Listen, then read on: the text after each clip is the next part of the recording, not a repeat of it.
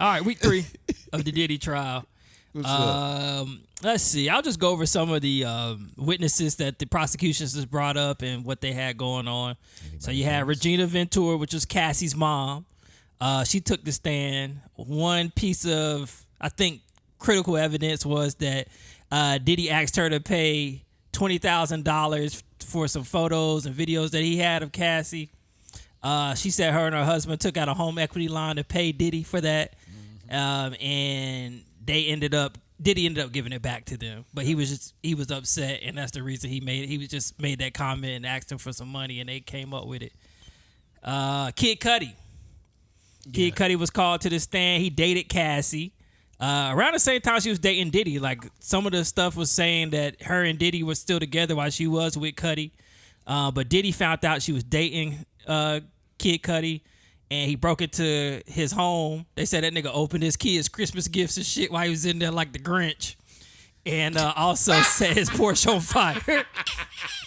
That's some evil shit. Right. The nigga Cudi, lock that nigga up, Cudi man. said he called Diddy a supervillain. Oh, man, lock that nigga up, man.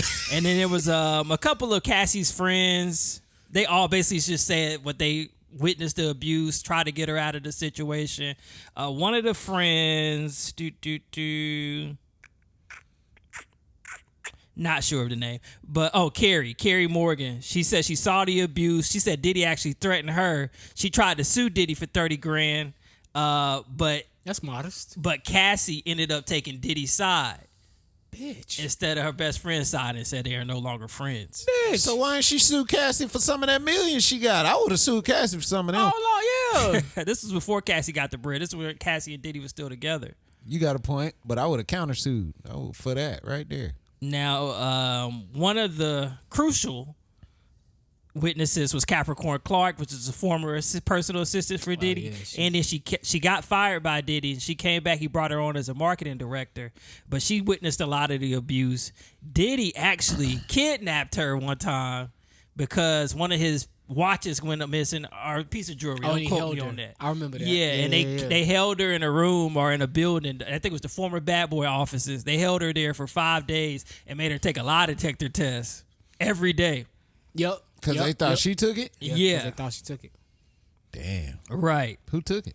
She said they don't know who took it. They don't know who took it. But they said that she was the closest to Diddy, and they thought it was her. They wanted to make sure it wasn't her. Coke had that nigga paranoid. Definitely.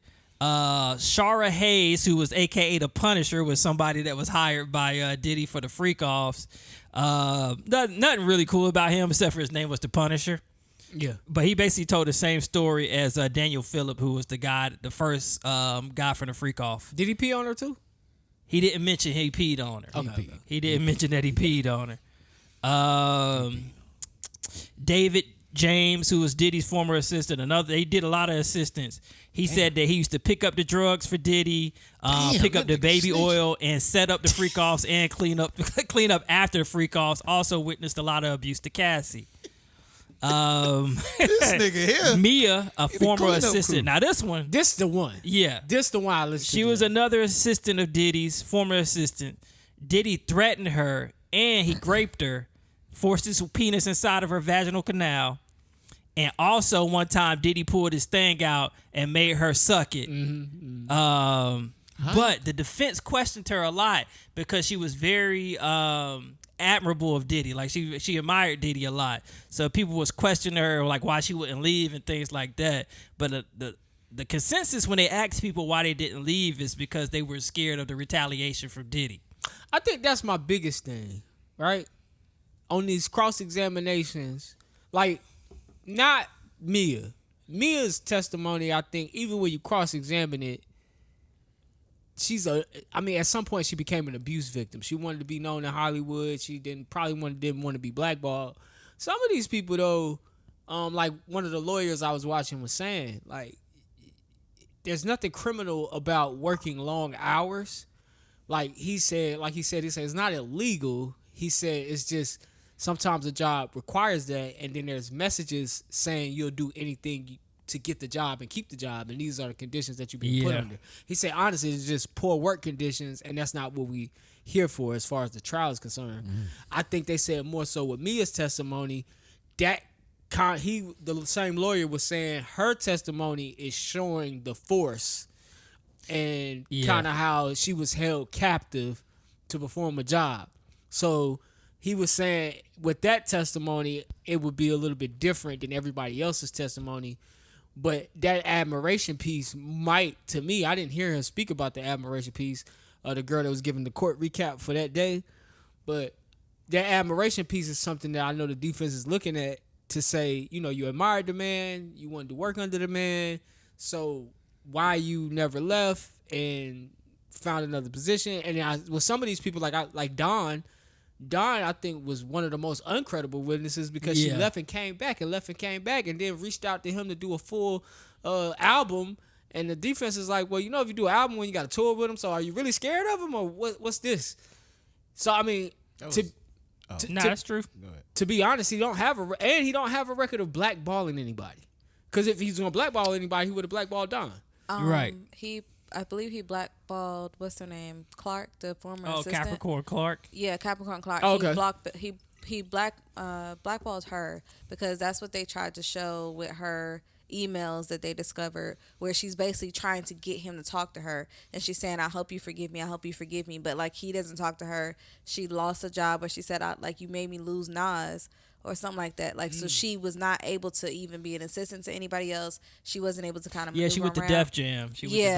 So was she able to keep that job at Def Jam, or did he get a fire? He brought her back to marketing. He brought her back for head of marketing for one of his brands. Yeah. Oh, okay. And he told her, you ain't got nothing. You don't have to deal with me. This is going to be a whole nother separate thing. Right.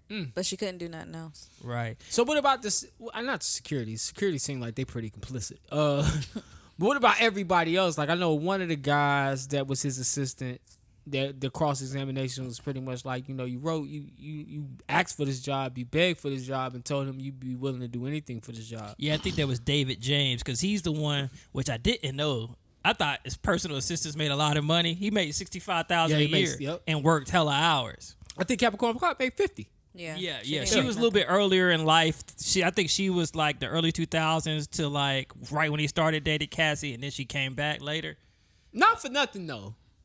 In New York City in 2000, 50K, 65K. I don't know if that's too bad. Because I know right now in New York, no, that ain't gonna get you. That ain't gonna get you subway fare. The Daniel Phillips, no, that was the first guy. I think that's everybody. Oh, the new dude that was on the stand today, his name is Deonte Nash, former stylist at Diddy. And they were saying he was a very sassy man, but he witnessed some abuse, said Diddy hit him Diddy throws Cassie into a bed and she got a gash above her eye. I seen that shit. So Diddy's like, tells, I think Mia's there too. Mia, Deonte Nash, and Cassie there. He's telling Mia to call the plastic surgeon that they got on retainer or whatever to get her eye fixed. And he's like, "Why y'all motherfuckers sitting around waiting for her?" And he slapped Dante in the back of the head and said, "Go with him." But apparently this nigga Deonte's like a real sassy dude. They said that he made the whole courtroom laugh because he apparently gave Cassie Michael B. Jordan's number. And when they asked why, he was like, "Girl, have you seen Michael B. Jordan?" Type shit. But that's why he got slapped in the back of the head right probably. But I think the defense ended with him today, so they probably gonna keep going on that one. And then the other thing about that shit from Mia, oh no, it was Capricorn Clark said that Diddy called Cassie in a room. It was Lauren London, Cassie, and Capricorn Clark. And he was like, let me show y'all what a real woman is. And he was like telling Cassie to like bark, jump up and down, shit like that, and she would do it. And he said, that's why y'all bitches ain't got no man. That ain't funny, but it's kind of funny.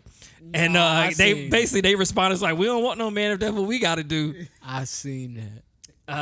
But yeah, so that's just how it's been. It's just painting him as a monster. I mean, he's a fucking monster. But hold up. Like, look, I don't want to talk out of turn when I say this. But like, it needs something need to be said when it comes to young women accepting abuse. You know what I'm saying? Like, I just feel like at any time, I'm just feeling like this personally. Y'all could have walked away at any time that you could have. That's what everybody says. You know what I'm saying? But we You don't coulda got the understand fuck outta abuse there. like that. Like we think You we right. understand, but we never been in an abuse like where we got abused. So You're right. That's why I of say I course don't it want to sounds talk out of turn. easy. It sounds real easy to Right. say leave, but you and never I know. think James provides that perspective of that's what the average person thinks. Like, and there's nothing. I don't think there's nothing. Me personally, I don't think there's nothing wrong with that thought because you thinking that kind of gives us a peek into what the jury is thinking. They're supposed to be 12. Like they're not 12. Scholars of abuse. They're just 12 peers. So Yeah. what are they deliberating? You know what I'm saying? Because they're the ones who got the life in their hands. Peep this out. This ain't got nothing to do with nothing. The personal trainer asked me this week. He was like, "You gonna come back, nigga? The way you whoop my ass? Hell no, nigga. I ain't coming back." But you going back. But you know what I'm saying? Yeah, you going back. Hell no, because that nigga Explanation. whooped my ass. But nah, you know what I'm saying? Like, I mean, I just say this to say this. Like, if you hit me one time, bro, it's gonna be a good enough time that I'm never gonna come back. You can guarantee that I'm Yeah. not gonna come back to see you What or if it's a hang with you or powerful whatever. person? Huh? What if it's a power? Like say you with Oprah for like a year. I don't give a fuck. And she Oprah. gave you this lifestyle, right? Damn. And now you love this lifestyle. Right. But she Hey, finally nah. get angry after a year and Nah. she's like, you know what? And slap the shit out you one day. Nah, because first of all, I don't want to be anywhere where I'm not wanted. They say she didn't want you. She just want you to get your ass in line. Whooping my ass mean you don't want me here. That's exactly what that means. Hey You man, don't want me here. I think in order for people to understand victims, they have to experience it in some way or have known somebody. Probably so. Like I know, I unfortunately know people. You know what I'm saying? Right. And so it's easy for me to sit there, hear this, and be like, "Well, I'll help you. Let's get out of here." But also, like, they got a lot more to consider, a lot more things on the table. They just can't up and walk away. You know what I'm saying? But you just hope and pray that they walk away before they lose their life or before it get worse. You know what I'm saying? Yeah. And that's in every relationship. We talking about abuse. Even when we talk about abuse, when you go into cheating, like people stay in relationships with people who cheat on them. That's That's a emotion. fact. That's emotional abuse. Everybody stay in toxic relationships Toxic knowing them shit's hurt. relationships, and they Damn, I stay can't there. So speak it's there. they're all the same brand. You know what I'm saying? Just in different levels or different extremes of a Yeah. spectrum of abuse. You got a spectrum of abuse that people put up with, and they are on a more extreme spectrum, and they keep coming back to the abuse because they just don't break. I mean, I would imagine that Cassie had hope that Diddy would change. Like I'm thinking she said that. Yeah. She didn't think they would be doing that forever. She thought maybe he would change. She thought maybe he would grow. And that's what a lot of times happens in relationships, even when it's not abuse involved. It could just be, hey, I know he's cheating on me now. Maybe if I get fit, he'll love me. Maybe I'll do this, he'll love me. It's always like that. Yeah. Or let him get it out of his system. Yeah, so I mean, people stick around in situations all the time that most people would be like, man, why don't you just leave? Right. Yeah. Man, And sometimes it's the lesser of two evils. Because I think that's part of with the text messages of like with her setting them up or giving input on the freak off, stuff like that. Like at some point in time, it's possible that she's like, let me just go ahead and agree to stuff like this because maybe I won't get hit. Maybe he will be nicer to me. Like Yeah. it's the lesser of the evils. It's like, we I just feel gotta like- freak off. I feel like if the money not there, you're not putting up with it. I can't even say. Go ahead. I can't say that. Yeah. But You don't think I so? feel- I feel like if the connections ain't there, the money ain't there, all of that, you're not finna take them ass whoopings from that man. We know a lot of people that live at or below the poverty line that are Right. still Take in abuse. abusive And they getting relationships. beat. That's by a lot nigga of people. they That ain't support. Cassie.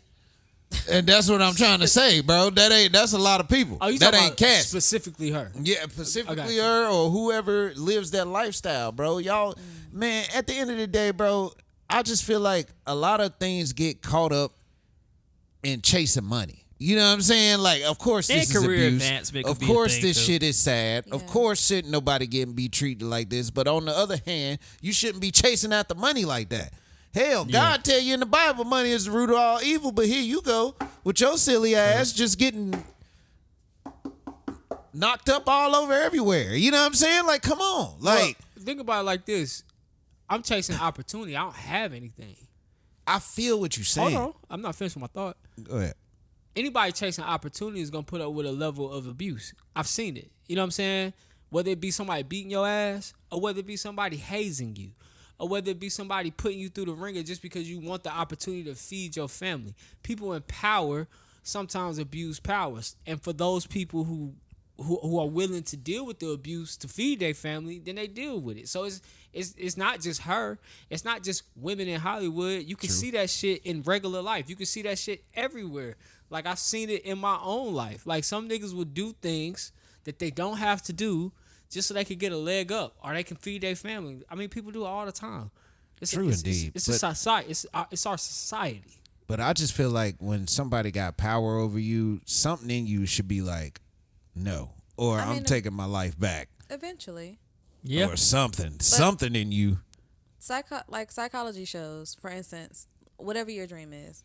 Let's say Tyler Perry says, I have a spot that you're going to work with DC Young Fly in my next 12 movies, but I'm going to pay you $2K every time you answer my phone call. But he call you at all times of the day. He interrupts your entire life, but you have to answer. He gonna pay me $2K every time. He has to. Point proven. Nigga, I keep that Right. nigga on. You have to Hey, answer hold up, the nigga. phone. Tyler about to call. Chill out. You have to answer the phone every time he calls. So it starts with like small behaviors like that, where it's like, to you, oh, that's not too bad. I can answer the phone every time he pick up. Now it becomes, I want you to be with me everywhere I go. But you got to go up and cut your grandma grass. You can't do that no more because you got to go be with Tyler Perry. But he gonna pay you $5K if you always in his I was face. just finna say, grandma gonna understand.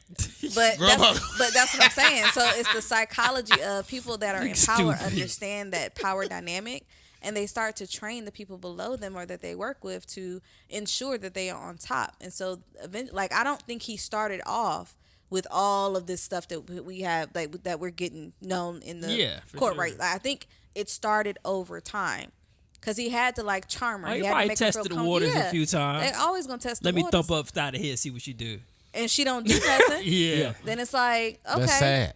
That's sad. And it really is sad, because by the time you in the midst of it all, you don't realize that you're being abused. It's like you look up one day like, damn, this ain't what I'm supposed to be dealing with, but you're too far in. One day you gonna look up and be like, damn, I ain't supposed to be, sitting in the room while allegedly Tyler Perry might be doing XYZ, but I'm sitting here because Right. now It he all said he gonna started pay with me. a First of all, phone call. I'll beat Tyler ass. We Now ain't you say finna you go gonna beat shower your or ass. fuck. We about to be whomping But in then this big bitch. as hell, nigga. We gonna be whomping in this bitch. I'll tell you that. Nah, I don't know, man. Cassie ain't got no brothers. Where your brothers at, nigga? I don't know. Family man. members can't save you from I mean, abuse, look bro. at the baby and Danny Lee. Shit, Shout out to the baby. Shout out to Danny Lee. But shit, her brother tried to step in. You see what happened to that nigga? That nigga got his ass whipped. Oh, yeah, ain't nobody Well, saving it wasn't the baby doing it.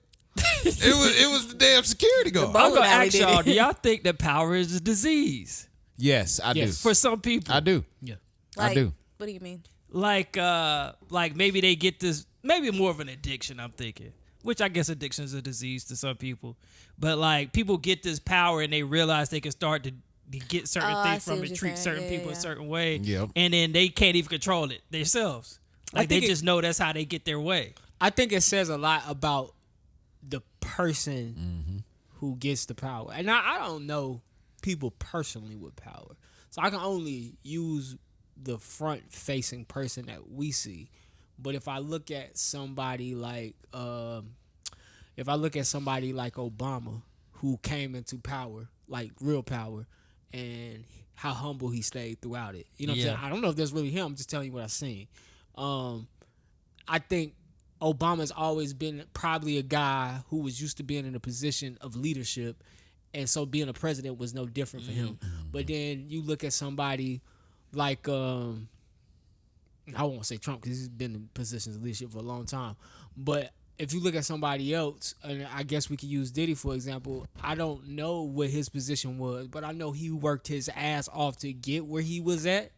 And I know a lot of times when you watch him making the band, he mentioned the things that he did to get where he was at. It's almost like the guy that was lame, and when he was online to pledge whatever he was pledging, they knew he was lame, so they tried to make him drop out, but he made it through, crossed the burning sands. Now he got the colors, and with the new power he got, everybody about to feel the pain. Yeah, he so abusing it. I feel like I feel like to certain people, if you've never been in a position of leadership, then you get that type of power and see how people move for you. Instead of making them move in a positive direction to help people, you move in a direction to further feed your ego, because now you're somebody in life. That's how I feel.